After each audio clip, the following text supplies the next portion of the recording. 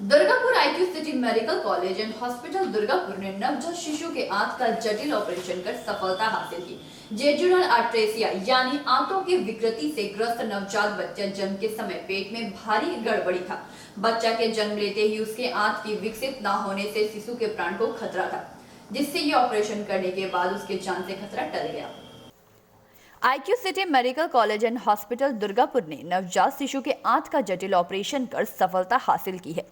Jejunal आर्ट्रेसिया यानी कि आंतों की विकृति से ग्रस्त नवजात बच्चे के जन्म के समय पेट में भारी गड़बड़ी थी।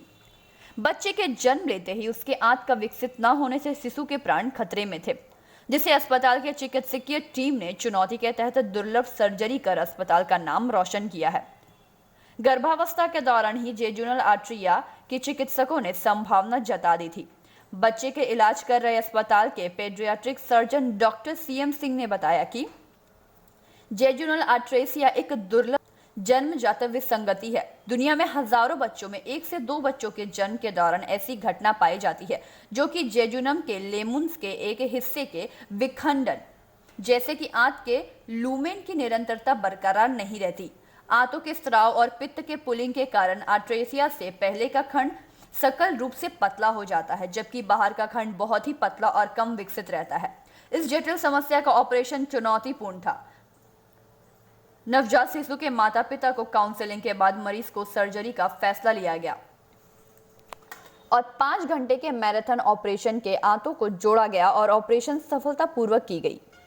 उसके बाद तीसरे पोस्ट ओवरटेविक दिन मरीज को वॉलंटियर सपोर्ट से हटा दिया गया। सर्जरी के 15 दिन के बाद शिशु को छुट्टी दे दी गई। यह जटिल सर्जरी डॉक्टर CS सिंह और डॉक्टर जयंत मृदुली की अध्यक्षता में शिशु चिकित्सा और नियोनेटोलॉजी विभाग के प्रमुख शिशु चिकित्सा विभाग द्वारा प्रबंधित किया गया।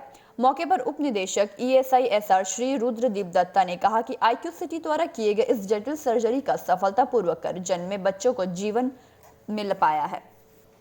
मौके पर उप निदेशक ESISR श्री रुद्रदीप दत्ता ने कहा कि आईक्यू सिटी द्वारा किए गए इस जटिल सर्जरी के सफलतापूर्वक होने के कारण इस नए जन्मे बच्चे को नया जीवन मिला है।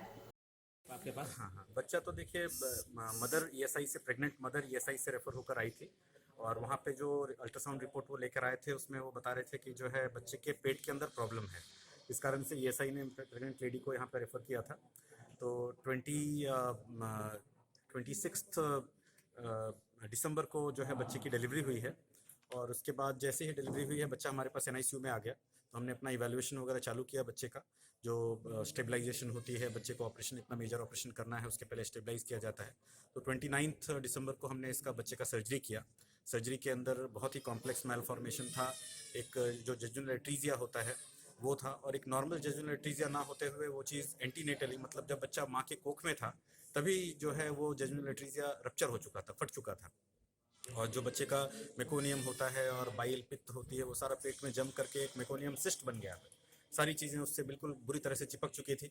तो बहुत ही लंबा प्रोसीजर, 5 घंटे चलने वाला प्रोसीजर था जिसमें सारी चीज़ों को एक दूसरे से अलग किया गया और जो है फिर इंटेस्टाइन की जो कंटिन्यूटी होती है वो नहीं रहती है जेजुनल एट्रीजिया में, उस कंटिन्यूटी को इस्टेब्लिश किया गया, आपस में जोड़ा गया और फिर फाइनली लगभग 15 दिन बाद हम बच्चे को डिस्चार्ज कर पाए। आज बच्चा माँ के पास है, बहुत खुश है।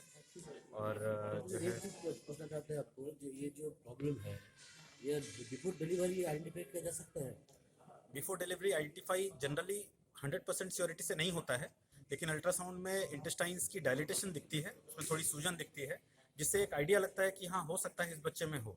जो कंफर्म डायग्नोसिस है वो तो पैदा होने के बाद जब हम एक्सरे और वो कॉन्ट्रास्ट स्टडी जो मैंने आपको दिखाया थोड़ी देर पहले वो करते हैं तो उसके बाद ही कंफर्म होता है तो कोई diagnosis। प्रिकॉशन लिया जा सकता है जहाँ पर दिखा जाए पहले ये ऐसे हो? नहीं देखिए, एक बार जो एनॉमली हो चुकी है तो वो तो ऑलरेडी हो चुकी है।